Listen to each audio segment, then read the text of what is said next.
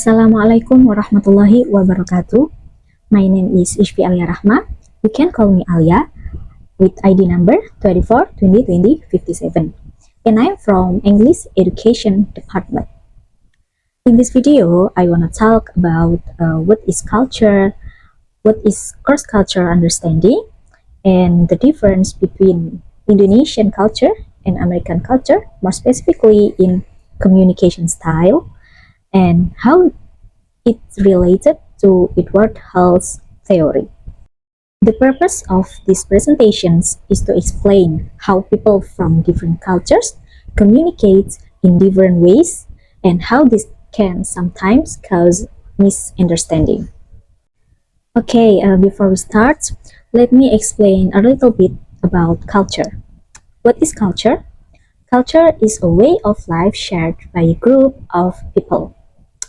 Culture is basically a way of life shared by a group of people. It includes such as values, beliefs, communication style, and many elements. What is values? Values is what people believe is right or wrong, polite or impolite. Then beliefs is what people think is true or normal in their society. And then what is communication style? Communication style is how people express ideas or emotions to others. And then let's talk about cross-cultural understanding. What is cross-cultural understanding? Cross-cultural understanding is the ability to understand and respect cultural difference between people from different backgrounds. It's very important because when we communicate with foreigners, our style of speaking might be different from theirs. If we don't understand this difference, it's easy to get confused or even offended. And then why this is very important for English students like us. For English students like us, cross-cultural understanding helps us become better communicators, especially if one day we work or study abroad or talk with people from other countries. Okay, now let's move to the main topic. Is the difference between Indonesian and American in communication style. The first is I want to talk about Indonesian communication style. Indonesia usually use indirect communication. How is indirect communication? Indirect communication is use polite and soft language, avoid saying no directly, and keep harmony and avoid conflict. How is it? The means we often speak politely and carefully, trying not to hurt anyone's feelings. We usually prefer to keep harmony in our conversation rather than being too honest or too direct. We use of words like that because in our culture, saying no directly can feel rude or unfriendly. So instead of being direct, we give hints or speak indirectly. This shows that we value politeness, respect, and social harmony. The example, when an Indonesian can come to an event, they might say, I'll see you later, or maybe next time, but actually they mean I can't. We don't say no, but we use the words more polite and soft language. So we use see you later or maybe next time. Okay, now we talk about American communication style. On the other hand, communication style in American usually use direct communication.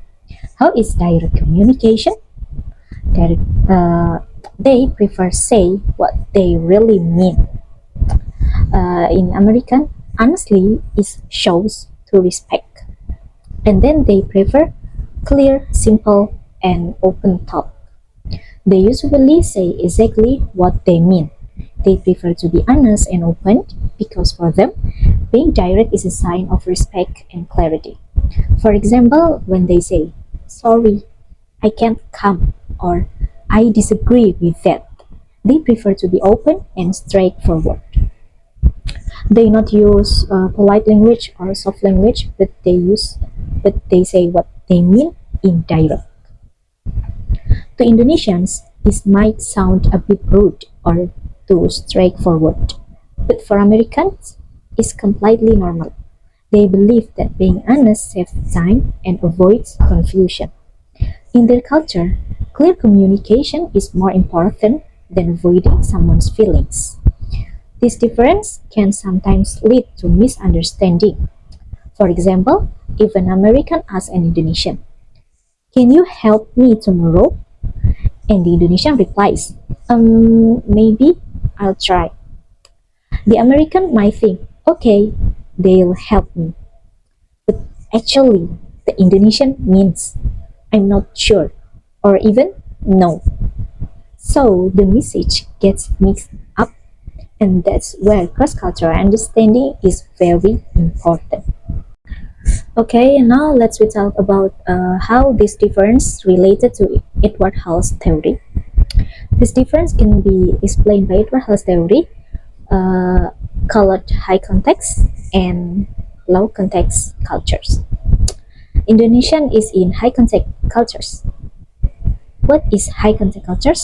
High context cultures is often hidden and depends on the situation or body language. Uh, people rely on context, tone, and situation to understand the meaning of a message. They don't always say everything directly. Sometimes meaning is hidden or implied. And then American is low context culture. What is low context cultures? Low context cultures is where people express meaning directly through words. It is important to underline in low context is directly, and in high context is indirectly. Okay, how it's low context cultures in American is people express meaning directly through words. They focus more on what is said, not the background or situation. There is how simple comparison. The simple comparison is the first is high content in Indonesian style of communication is indirect, polite, and depends on situation. And then low context in American style of communication is direct, open, clear, and focuses on words. So when people from these two cultures talk, they might interpret things differently. That's why knowing this theory helps us understand that it's not about being right or wrong, it's just different ways of communicating. Okay, in conclusion, the difference between Indonesians and American communication styles shows how culture strongly affects the way people speak and understand each other. Indonesians prefer an indirect and polite style to maintain harmony, while Americans use a direct and open style to show honest and clarity. Equal has theory of high context and low context cultures help us see why this difference exists and reminds us that when we communicate with people from another culture, we shouldn't only focus on the language but also the meaning and background behind it. From this project, I learned that communication is not only about grammar or vocabulary, it's also about understanding how and why people speak the way they do. By understanding culture, we can build better relationships, reduce misunderstanding, and become more open-minded people. Thank you so much for watching my video. I hope this presentation helps you understand more about cultural communication. I think enough for my presentation in this video.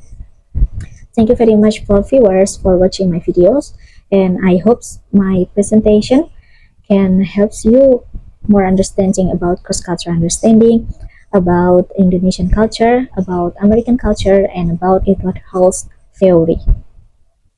And I want to apologize if there is something wrong in what I said. And once again, thank you very much.